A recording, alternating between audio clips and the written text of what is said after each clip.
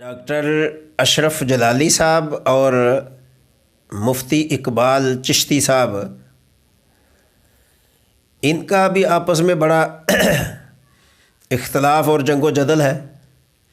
وہ ان کے خلاف تقریریں کرتے ہیں، وہ ان کے خلاف تقریریں کرتے ہیں۔ یہ وجہ کیا ہے؟ آج ہم لفظ سنی استعمال کر کے اہل سنت والجماعت حنفی، لیکن ہمارے اندر اس قدر نفرت اور ایک دوسرے سے بیزاری، اس قدر ہماری دوریاں ہیں کہ ہم برداشت نہیں کرتے ایک دوسرے کو۔ مفتی اقبال چشتی صاحب ایک نامور قسم کے عالم دین ہیں، اور ان کا بھرپور جذبے سے سرشار بیان لوگوں کے ایمان کو تازہ کر دیتا ہے۔ اور میں نے خود کئی مرتبہ مفتی صاحب کی تقاریر چشمدید ان کے سامنے سنی ہیں، بلکہ مفتی اقبال چشتی صاحب وہ ہیں جن کی تقاریر خانقاہوں میں ہوتی ہے۔ میں اس چیز کا گواہ ہوں، اور وہ پیر صاحب ابھی حیات ہیں، لاہور کی سرزمین پر ہیں۔ محسن علی یوسفی صاحب دامت برکاتہم بڑے قابل قدر خلیفہ ہیں۔ مولانا یوسف علی نگینہ رحمۃ اللہ علیہ کے سلسلے سے تو آج کل تو ان کی خانقاہ جوہر ٹاؤن میں ہے، لیکن اس سے پہلے وہ سبزہ زار میں ہوتے تھے۔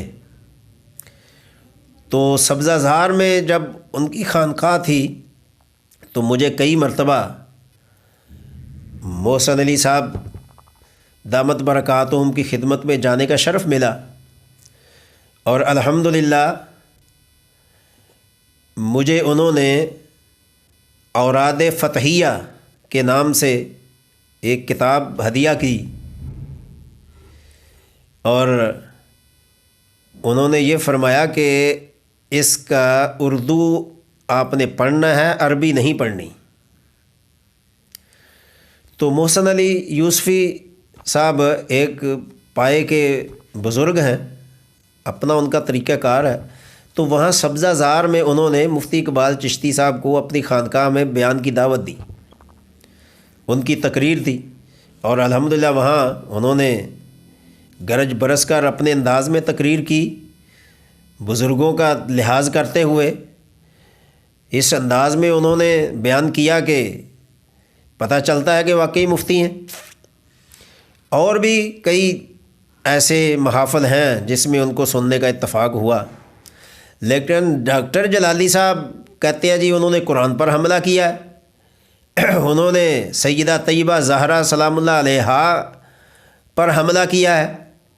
مجھے نہیں یہ سمجھ کہ ایک عالم دین اہل سنت والجماعت سے تعلق رکھنے والا وہ سیدہ طیبہ عابدہ زاہدہ سلام اللہ علیہا کی ذات پر حملہ کرے۔ یہ تو ہمارا دین اسلام تو اجازت دیتا ہی نہیں، ہماری غیرت بھی یہ اجازت نہیں دیتی کہ ایسا کام کیا جائے۔ اور قرآن پر حملہ ایک مسلمان کیسے کر سکتا ہے؟ تو بات یہ ہے کہ اس چیز کو سمجھنے کی ضرورت ہے۔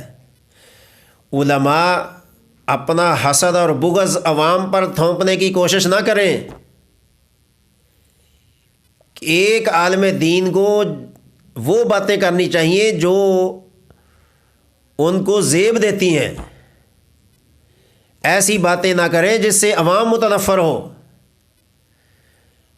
اور کوئی اگر ہم سے ہمارے حسد اور بغض کو دیکھ کر اسلام سے متنفر ہو گیا تو یہ ہماری بربادی کے لیے کافی ہے۔ اللہ کے نبی صلی اللہ علیہ وسلم نے فرمایا، دین کو اتنا آسان بنا کر عوام کے سامنے پیش کرو کہ لوگوں کا دل چاہے کہ ہم اسلام میں آئیں، اور دین کو اتنا مشکل بنا کر پیش نہ کرو کہ لوگ سمجھے گا یہ تو مصیبت ہے بھائی، دین میں آ گئے تو یہ تو جان کی پڑ جائے گی، جنہوں نے آنا ہے وہ بھی نہ آئیں۔